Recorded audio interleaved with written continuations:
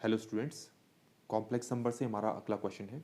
If z is a complex number having least absolute value and mod z minus two plus two iota equal to one, then z will be. यहाँ पर four options आपके पास हैं। ठीक है, तो सबसे पहले आप ये देखो कि ये चीज़ क्या दे रखी है आपको। ये एक सर्कल दे रखा है। ठीक है, तो पहले हम इस सर्कल को यहाँ पर ड्रॉ करेंगे। तो ये सर्कल की वैल्यू हमें दे रखी है, ये सर्कल हमें दे रखा है mod z minus two plus two iota equal to one. इसको मैं इस तरीके से लिख सकता हूँ z minus two iota equal to one, क्योंकि कॉम्प्लेक्स नंबर में किसी सर्कल की जो इक्वेशन है वो कुछ इस तरीके से हम दिखाते हैं z minus a equal to r. इसका मतलब क्या होता है? इसका मतलब है ये एक ऐसा सर्कल है जिसका ये सेंटर है और ये रेडियस है। तो हमें ये जो सर्कल है इसका सेंटर हमें पता लग गया ये है और रेडियस हमारे पास ये है। तो अब हम क्या करते हैं, इस सर्कल को ड्रॉ करते हैं। तो ये हमने बना लिया, ये एक्स एक्सिस हो गया हमारे पास, ये हमारे पास वाई एक्सिस हो गया। ठीक है, तो अब हम क्या करेंगे, इसमें ये जो सेंटर वाला पॉइंट है इसको सेंटर कहते हैं। टू माइनस टू आयोटा को इसमें रिप्रेजेंट करने की कोशिश करते हैं। तो ये है टू एक्स एक्सिस में, ये है minus two iota y axis में। तो हमें ये मिल गया इस सर्कल का सेंटर। ठीक हो गया। इस सर्कल का रेडियस कितना दे रखा है? वन दे रखा है ना, और ये डिस्टेंस हमारा टू है और ये डिस्टेंस भी टू है। तो मुझे एक ऐसा सर्कल बनाना है जो इन दोनों को ना तो टच करे, ना इस लाइन को टच करे, ना इस लाइन को टच करे, ना इस लाइन को कट करे, ना इस लाइन को कट करे। तो वो कुछ इस तरीके से बनेगा। ठीक है, तो मैंने ये जो सर्कल है उसको यहाँ बना लिया। इस सर्कल का रेडियस वन दे रखा है, तो इसका मतलब ये डिस्टेंस और ये डिस्टेंस आपके पास क्या है? वन वन है। यही मतलब है। अच्छा, अब जो ये z है इसके हर एक पॉइंट पर लाइक कर रहा है ना? तो हर पॉइंट पर z आपको मिल जाएगा। लेकिन किस पॉइंट पर जो z है उसकी उसके पास लीस्ट एब्सोल्यूट वैल्यू होगी। मतलब जब z आपका नियर बाय ओरिजिन होगा, है ना, तो तभी उसकी जो वैल्यू है लीस्ट एब्सोल्यूट वैल्यू उसके पास होगी। मतलब कि अगर मेरे पास ये जो ओरिजिन है यहाँ से मैं एक ऐसी लाइन ड्रॉ करूँ जो इस ओरिजिन से पास करती हुई निकल, सॉरी, ये सेंटर से पास करती हुई निकल जाए, तो आप देखो मैं आपको पहले से बता चुका हूँ z यहाँ पर हर पॉइंट पर लाई कर रहा है। तो ये जो पॉइंट है ये ओरिजिन के बहुत पास है। तो इसका मतलब है इस पॉइंट के पास लीस्ट एब्सोल्यूट वैल्यू होगी। अगर मान लो इस क्वेश्चन में आपको लीस्ट एब्सोल्यूट वैल्यू ना निकाल के मैक्सिमम एब्सोल्यूट वैल्यू निकालने के लिए कहा होता, तो देखो ये जो पॉइंट है ये ओरिजिन से सबसे ज़्यादा दूर है। इसका मतलब है इसका अगर आप मॉडुलस निकालते इस पॉइंट का तो आपको मैक्सिमम वैल्यू मिलती। तो हमारे पास वो z जिसके पास लीस्ट एब्सोल्यूट वैल्यू है, वो z कहाँ पर है? वो z हमारे पास इस पॉइंट पर है। तो मुझे इस पॉइंट का z निकालना है।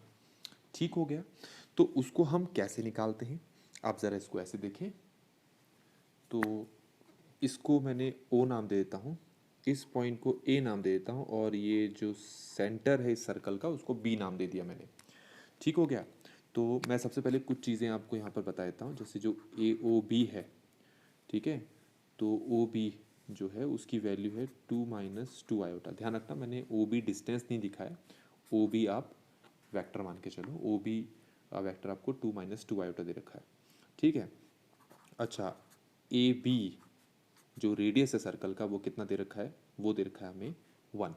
अच्छा, अगर मैं आपसे कहता कि OB का मॉड निकालो, तो ऑब्वियसली मॉड निकालने का तरीका होता है रियल का स्क्वायर, तो टू का स्क्वायर हो गया फोर, प्लस इमेजनरी का स्क्वायर ये भी हो गया फोर, तो ये हो जाता हमारा एट, जो कि किसके बराबर आता? Two root two. तो मेरे पास जो ओ ए है, ठीक है, मैं वो ओ ए निकाल लेता हूँ। ओ ए आप कैसे निकालोगे? ओ ए अगर निकालना है तो आपको ओ बी में से ए बी को माइनस करना पड़ेगा। ओ बी हमारे पास कितना है देखें, यहाँ पर ओ बी हमने निकाला है, ये मॉड ही है, ठीक है, ये सारे सारे डिस्टेंस है। ओ बी हमारे पास कितना है? टू रूट टू, और ए बी हमारे पास कितना है? वन। तो मेरे पास ये डिस्टेंस आ गया। ठीक हो गया।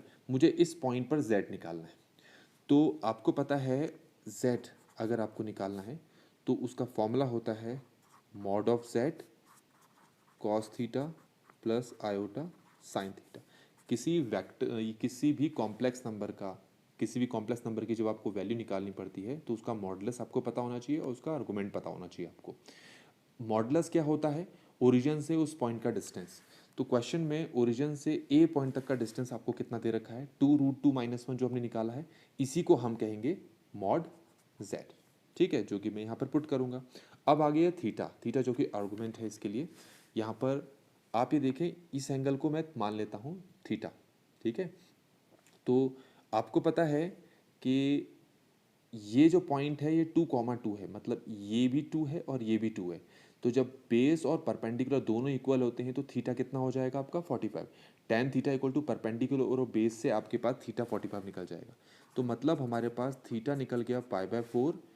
पर आपको पता है कि थीटा यहाँ पर क्लॉकवाइज डायरेक्शन में मेजर किया जा रहा है। आप देख सकते हैं यहाँ पर थीटा आपका ना क्लॉकवाइज डायरेक्शन में मेजर किया जा रहा है।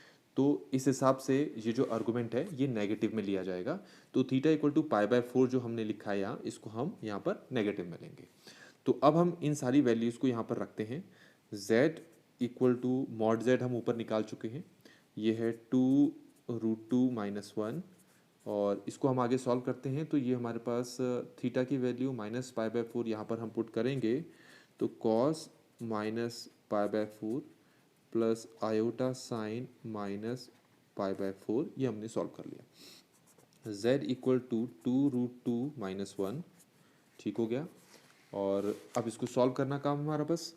तो cos minus theta cos theta ही होता है, तो ये हमारे पास cos π/4 ही रहेगा। लेकिन sine minus theta minus sine theta होता है, तो माइनस साइन ये हमारे पास π/4 है। z इक्वल टू 2√2 - 1, cos π/4 हमारे पास है 1/√2 और साइन π/4 भी हमारे पास 1/√2 होता है। इसको जस्ट हमने सिंप्लीफाई करना है, हमारा आंसर आ जाएगा 2√2 - 1 मल्टीप्लाई एलसीएम लेके सॉल्व करेंगे तो 1 माइनस आयोटा ओवर कितना आ गया? ये √2। ठीक हो गया। यहाँ पर √2 को इसके नीचे ले आते हैं। वैसे तो आंसर आ गया हमारा, लेकिन ऑप्शंस से के साथ मैच करना है तो हमें वैसे ही शो करना पड़ेगा। ये हमने ऐसे लिख लिया। और लास्ट स्टेप में हमारे पास है z इक्वल टू, एक बार 2√2 के नीचे √2 लिखेंगे तो √2 कैंसिल, 2 माइनस और 1/√2। इसके बाद इसको सिंप्लीफाई करोगे ऐसे आएगा और साथ में ये है 1 माइनस आयोटा। तो हम देखते हैं हमारे पास जो कौन सा ऑप्शन इसके साथ मैच कर रहा है। आप ये देखेंगे तो हमारे पास जो आंसर आया है ये हमारा फर्स्ट ऑप्शन से मैच कर रहा है। इसका मतलब ये ऑप्शन आपका करेक्ट है और यही इस क्वेश्चन का आंसर भी है और हमारा ये सोल्यूशन भी बच्चों यहाँ पर कंप्लीट होता है। Thank you so much.